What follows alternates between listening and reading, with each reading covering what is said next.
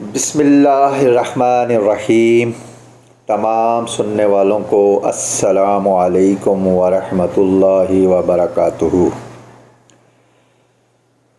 سب سے پہلے تمام دوستوں سے گزارش ہے کہ ایک مرتبہ درود پاک پڑھیں۔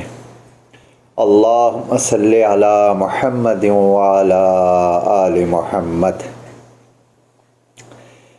درود پاک کے بعد آج ہم بات کر رہے ہیں کہ اللہ پاک ناراض ہو جاتا ہے انسانوں سے تو اس کی کیا علامات نکلتی ہیں اور وہ کس طرح محسوس کرے کہ میرا اللہ مجھ سے ناراض ہے۔ تو حضرت موسیٰ علیہ السلام نے رب العالمین سے پوچھا کہ اے پاک پروردگار عالم، میری جو امت ہے وہ پوچھتی ہے کہ آپ جب ناراض ہوتے ہیں تو اس کی کیا نشانیاں ہیں؟ تو اللہ پاک نے فرمایا اے موسیٰ، جب میں ناراض ہوتا ہوں تو بارش بے موسمی بے ٹائم بارش ہوتی ہے،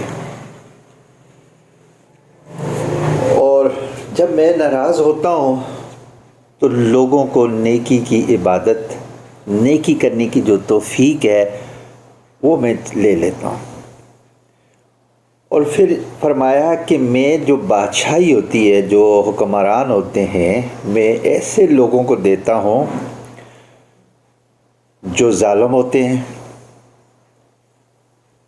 جو سخت قسم کے کنجوس ہوتے ہیں، ایسے لوگوں کے ہاتھوں میں اس ملک کی بادشاہی دے دیتا ہوں، اور جو کنجوس لوگ ہوتے ہیں ان کو میں وافر مال اور دولت عطا کر دیتا ہوں۔ تو جب اللہ پاک ناراض ہوتا ہے تو سب سے پہلے وہ چھینتا ہے انسان سے سجدے کی توفیق۔ سب سے پہلے اللہ بس جب اس کی سمجھو کہ سجدہ تم نہیں کر سکتے ہو، تمہیں یعنی کہ سجدے کی توفیق نہیں ہو رہی، تو اس کا مطلب سمجھ لو فوراً کہ اللہ پاک کی ناراضگی آ گئی ہے، اس لیے مجھ سے یہ نماز چھوٹ گئی۔ پھر اس کے بعد جب تم نے سجدہ چھوڑا، اللہ پاک نے اس کو چھین لیا، پھر جو ہدایت ہوتی ہے وہ نہیں آتی، اللہ کی طرف سے کوئی ہدایت اس شخص کو نہیں آتی۔ پھر اس بندے کے دل سے اللہ پاک اپنا خوف نکال دیتا ہے۔ انسان کے دل میں خوف آتا ہے نا کہ یار میں یہ کام کروں گا نہیں، گناہ کا کام ہے، میں اس سے چوری کروں گا تو گناہ کا کام ہے، میں نماز نہیں پڑھوں گا اللہ ناراض ہو جائے گا، یہ خوف ہوتا ہے انسان کو۔ تو اللہ پاک اس کے دل سے یہ خوف ہی نکال دیتا ہے۔ وہ بندہ چوریاں بھی کرتا ہے، ڈکیتیاں بھی ڈالتا ہے، نماز نہیں پڑھتا، سجدے نہیں کرتا، کیونکہ اس کے دل سے اللہ پاک اپنا خوف نکال دیتا ہے۔ لیکن اللہ پاک اس کو مال بھی بہت دیتا ہے، رزق، دولت، سب کچھ اس کو بہت دیتا ہے۔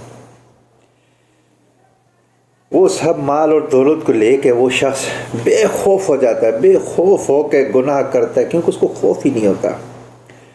نماز کی طرف تو وہ جاتا ہی نہیں ہے، کیونکہ جب اس کے کانوں میں اذان کی آواز آتی ہے، اذان کی آواز جب اس کے کانوں میں آتی ہے، سنتا ہے کانوں، لیکن اس کی روح اور دل تک اس اذان کی آواز نہیں پہنچتی، کیونکہ اس کے دل اور روح میں جب اس کی اذان کی آواز پہنچے گی وہ بھاگے گا اللہ کی طرف، مسجد کی طرف بھاگے گا، لیکن اس کی روح اور دل تک اذان کی آواز، اللہ کی آواز نہیں پہنچ سکتی، کیونکہ اذان کی آواز جو ہے وہ سمجھو کہ اللہ کی طرف بلایا جا رہا ہے، تو وہ شخص اس طرف نہیں جاتا، کیونکہ اس کے دل تک پہنچتی ہی نہیں ہے نا۔ ایک چیز اس کے دل تک نہیں پہنچتی، روح تک نہیں پہنچتی، تو وہ بے خوف ہے۔ اور پھر وہ کیا کہتا ہے کہ جی میں تو خود ہی نماز نہیں پڑھتا، میں خود ہی نماز نہیں پڑھتا۔ ارے بھائی تو نماز پڑھ لے، نہیں میں خود ہی نہیں پڑھتا۔ اور تو کون ہوتا ہے نہ پڑھنے والا؟ تیرے سے تو اللہ نے یہ توفیق ہی چھین لی ہے بھائی۔ جب اللہ تعالیٰ تجھے بلائے اور تو نہ جائے، ایسا کیسے ہو سکتا ہے؟ تجھے تو خود اللہ نہیں بلانا چاہ رہا، تو کیسے کہہ رہا ہے کہ میں نہیں جا رہا، میں خود ہی نہیں جا رہا؟ تو خود نہیں جا رہا، اللہ پاک تجھے خود ہی نہیں بلا رہا، تیرے سے یہ توفیق ہی چھین لی ہے، تیرے کو تو یہ توفیق ہی اللہ نے نہیں دی کہ تو میرے آگے جھک، تو مسجد میں آ، نماز کو پڑھ، سجدہ کر، قرآن کو پڑھ، نیکی کے کام کر۔ نہیں، اللہ نے تجھ سے یہ چھین لی ہیں یہ چیزیں، تو خود کچھ نہیں کر سکتا۔ تو یہ کہے کہ جی میں خود نہیں پڑھ رہا، ارے بھائی اللہ تعالیٰ تو مہربان ہے، تجھے اس نے مال بھی دیے، دولت بھی دیے۔ اب تو یہ دیکھ سورج نکلتا ہے نا، اللہ نے تو یہ حکم سورج کو نہیں دیا کہ فلاں بندے کے آنگن میں نہ نکلنا بھائی، اللہ نے تو یہ سورج کو تو نہیں حکم دیا کہ فلاں بندے کے آنگن میں نہ آنا۔ چاند کو بھی یہ نہیں کہا کہ فلاں شخص سے میں نے یہ چیز چھین لی ہے تو اس کے آنگن میں اپنی چاندنی نہ بکھیرنا، اللہ نے تو ایسا کچھ بھی نہیں کہا۔ اللہ برابر اس کو سورج کی تپش بھی دے رہا ہے، چاند کی ٹھنڈک بھی دے رہا ہے، اس کو صحت تندرستی بھی دی ہے، مال اور دولت بھی دی ہے، لیکن اپنے سے دور کر دیا۔ جب اللہ سے دور ہو گیا تو اس انسان کی کیا زندگی، اس کی کیا عبادت تو توفیق ہی نہیں ہے نا، لیکن اس کی کیا زندگی وہ خود سوچے۔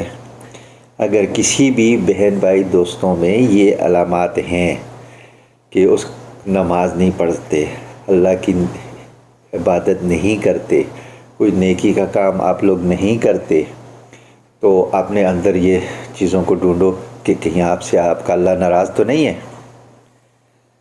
اگر یہ چیزیں ہیں تو مطلب یہ ہے کہ اللہ پاک آپ سے ناراض ہے، آپ اس کی ناراضگی کو دور کرو، سجدے میں گرو، معافی مانگو، توبہ کی توفیق حاصل کرو اللہ سے، کہو اے اللہ ہم سے غلطی ہوگی، بڑائی تو صرف تیری لیے ہے، ہم تو حقیر انسان ہیں پروردگار، ہم تو صرف تیرے ہی آگے جھکیں گے، تجھے سجدہ کریں گے، تیری عبادت کریں گے، تو ہمیں معاف کر دے، ہمیں توفیق دے سجدے میں جانے کی، سجدہ کرنے کی، تیری بندگی کرنے کی، اور تیرے محبوب پاک صلی اللہ علیہ وسلم پہ درود پاک بھیجنے کی توفیق عطا کر۔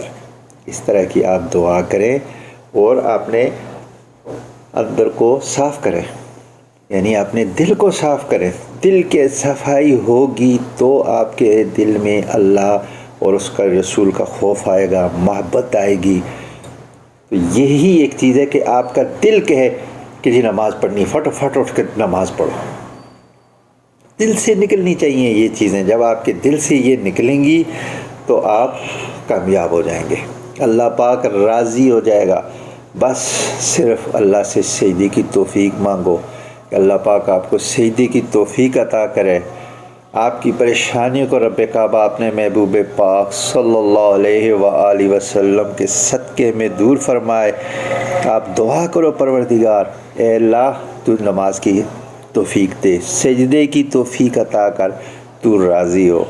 جتنا سکون آپ یقین کریں نماز میں ہے، سجدے میں ہے، کہیں بھی آپ کو نہیں ملے گا۔ آپ جتنے پریشان ہیں، کچھ بھی ہیں، آپ نماز پڑھیں، آپ کو سکون مل جائے گا۔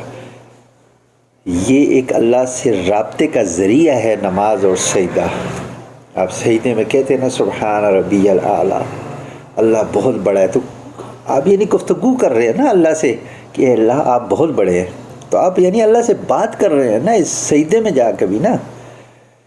تو جب آپ اللہ سے بات کر رہے ہیں تو اللہ کتنا خوش ہو رہا ہوگا اور آپ کو کتنا سکون ملے گا، آپ سوچ بھی نہیں سکتے۔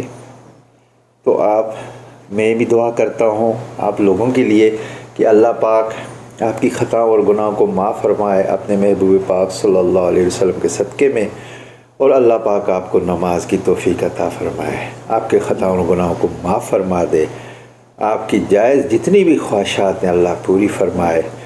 اور آپ کوشش کریں کہ یہ جو ویڈیو ہے میری اپنے فیملی میں، اپنے دوستوں کو بھیجیں، شیئر کریں ان کے ساتھ، اور اس چینل کو سبسکرائب کریں آپ بھی، اور ان سے بھی ریکویسٹ کریں تاکہ آپ کو اچھی علم کی چیزیں، علم کی باتیں آپ تک پہنچیں اور ان دوستوں تک بھی پہنچیں جو ان سے فائدہ حاصل کر سکیں۔ کوئی ایک شخص بھی یہ سن کر سجدہ کرے گا، نماز پڑھے گا، اس کا حصہ آپ کو بھی ملے گا۔ تو اپنا حصہ بھی آپ ملائیں اس میں اور دوسروں تک بھی پہنچائیں۔ اللہ پاک آپ پہ اپنے فضل و کرم کرے۔ السلام علیکم ورحمۃ اللہ وبرکاتہ۔